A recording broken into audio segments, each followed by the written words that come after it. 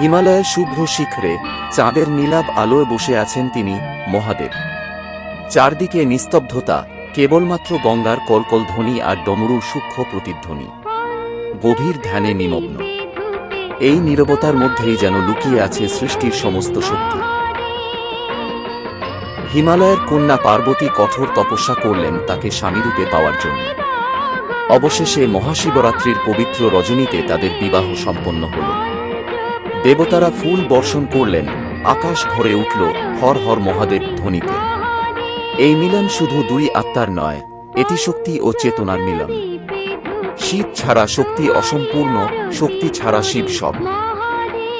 একসময় যখন অধর্ম পৃথিবীকে গ্রাস করে, তখন মহাদেব নটরাজ রূপে তাণ্ডব শুরু করেন। তার পদাঘাতে কেঁপে ওঠে পৃথিবী, তার ডমরুর শব্দে ভেঙে যায় অন্ধকার।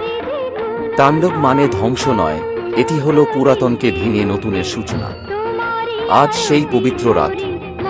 মন্দিরে দীপ জ্বলছে, ভক্তরা উপবাসে জপ করছে।